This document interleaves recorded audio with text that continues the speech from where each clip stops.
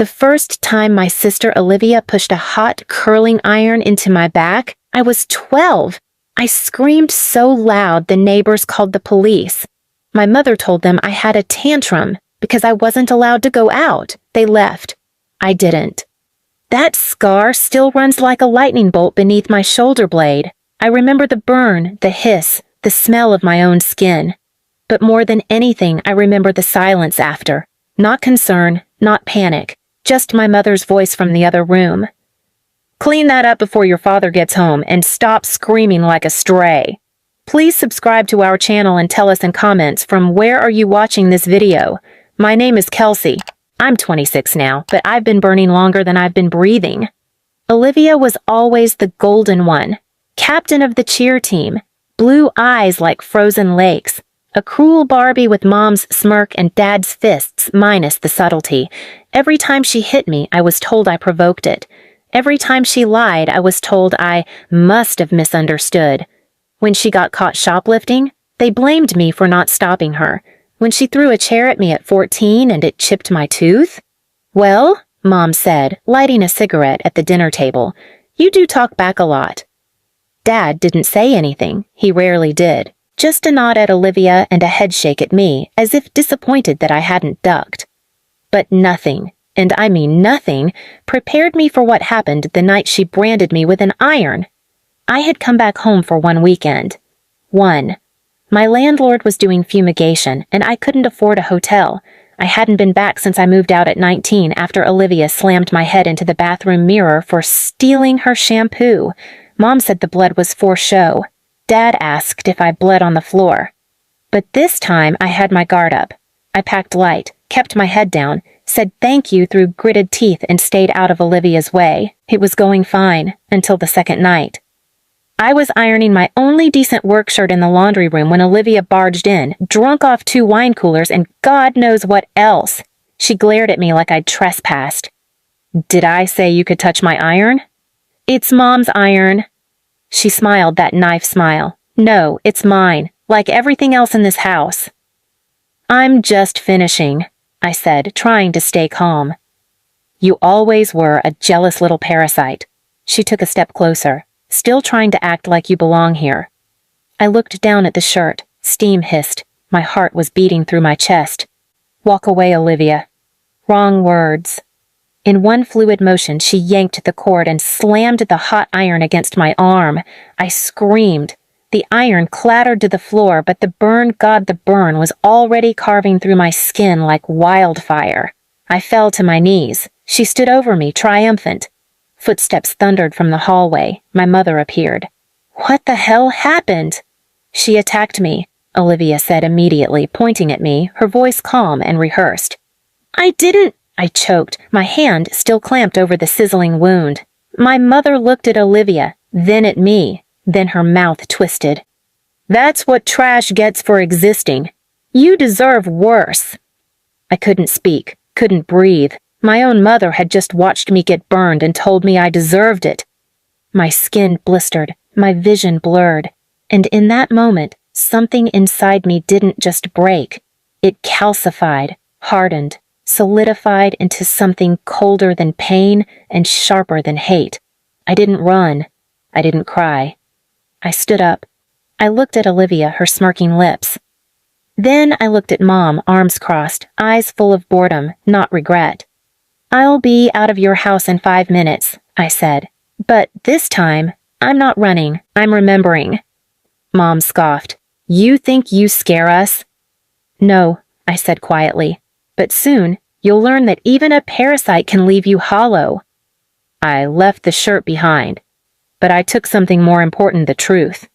And I was going to make it hurt. I didn't go to the ER.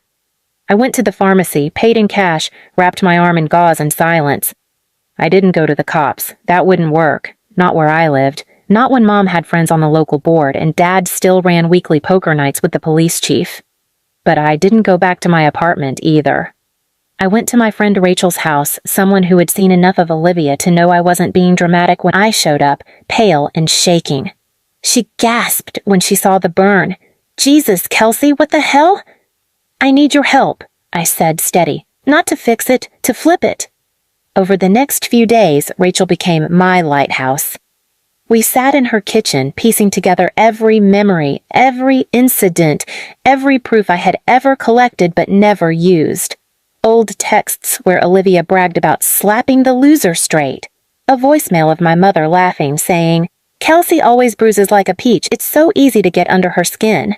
And photos, so many photos, bruises, bite marks, scars, most with timestamps. But it wasn't enough to expose them. I needed to break them. And that required planning. First, I got in touch with someone who could open doors Olivia never thought would close her boss. Turns out, Olivia had landed a lucrative job at an elite PR firm not because of talent, but because Mom had blackmailed the wife of the CEO 5 years ago during a school board fight. I had proof of that too. Mom had drunkenly bragged in a group chat Rachel and I were once part of. So I booked a fake consultation as a client under a pseudonym, complete with a burner phone and Rachel's apartment as my office address. I submitted my project and requested Olivia personally said I admired her image, professionalism, and boldness. The meeting was scheduled. Olivia walked in with her sleek blonde ponytail and manicured lies, not recognizing me under the wig and glasses. I kept the conversation short, polite, then handed her a thick envelope. "What's this?" she asked. I smiled. "Proof of who you are when the cameras aren't rolling." She laughed at first until she opened it. Photos, screenshots, audio transcripts. I saw her jaw tighten, her fake composure snapping like a twig in a storm. "Hey, I don't know who you think you are," she hissed. "I'm the girl you burned," I whispered, "and now I'm just returning the heat." She lunged across the table. I stood calmly, pressed a button on my phone. Her boss's assistant, seated at the cafe behind her, had seen and recorded everything. The next morning, Olivia was fired. Not quietly, the company issued a statement about ongoing internal behavioral investigations. Her reputation, pristine and packaged, was now stained. But that was just her. Mom was next. Mom loved two things, her image in the church, and the community fundraiser gala she organized every spring. That gala was her crown jewel press, photos, interviews. So I bought a dress, smiled at the cameras, and waited until she was up front giving her usual speech about family values and moral parenting. Then, right as the room applauded her for being Mother of the Year, I approached the podium. I didn't scream, I didn't cry, I simply handed the host a USB. This was submitted anonymously for tonight's tribute to honesty. A young woman wanted to share her journey. On the screen behind Mom, the footage began. A slideshow of photos, bruises, burn marks, my arm blistered and shaking, audio of Olivia mocking me, a recording of Mom calling me a born mistake. People began gasping, whispers, then silence. Mom froze, her smile cracking, her voice lost. I leaned close and said, "That's what trash gets for existing, right? Enjoy the applause now." She ran out of the hall. By morning, the gala sponsors had pulled out. Donations dried up. The church board sent her a formal request to step down for reflection. Olivia, now unemployed and disgraced, tried to twist it, tried to post online that I was mentally unstable and jealous. But the internet turned. The evidence spoke louder. Her followers dropped. Brands disassociated. Her landlord, who happened to be a childhood friend of mine, evicted her. Within a week, both Mom and Olivia were jobless, reputationless, and panicking. But I wasn't done. Because this wasn't just about consequences. It was about legacy. They had scorched mine for years. Now I would light theirs on fire. I didn't hear from them for 3 weeks.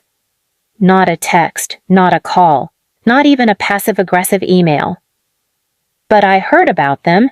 Please subscribe to our channel and tell us in comments from where are you watching this video. From neighbors, from mutuals on social media, from a friend who worked at the courthouse. Turns out Mom was trying to sue me for defamation of character. The same character who called me trash, who laughed when I was burned, who said I should have never been born. The lawsuit was thin, based on emotion, not evidence. They couldn't afford lawyers anymore. I could, because unlike them, I had invested in my future while they fed on appearances. I showed up to the pre-hearing in a sharp black suit, calm, alone. They walked in looking like ghosts in Sunday clothes, Mom with her plastic pearls, Olivia in oversized sunglasses to hide the embarrassment she couldn't Photoshop away. Mom started it off. "She's mentally unstable. She's always been dramatic. This is her trying to ruin a good family." I stood, no words, just opened the file folder I'd brought. The judge reviewed everything, audio, photos, hospital bills I'd paid for out of pocket, screenshots of threats Olivia had sent me just a year ago, one of them saying, "One more word and I'll make you regret being born." Mom's voice grew quieter. Olivia started crying. The judge dismissed the case on the spot, called it a frivolous attempt to silence the victim. But the best part wasn't the win. It was what came next. Because while they'd been scrambling to restore their image, I'd been working on something far more permanent. See, I never wanted to be like them. I didn't crave attention. I wanted to build something real, something that couldn't be taken. So, I launched a program, quietly, funded by a nonprofit I'd volunteered with years ago. It offered free therapy, housing resources, and legal help for victims of family abuse, specifically those hurt by sisters, mothers, aunts, the kind of abuse no one talks about because it's wrapped in holiday cards and fake smiles. I named it the Burn Back. Subtle? No. Effective? You bet.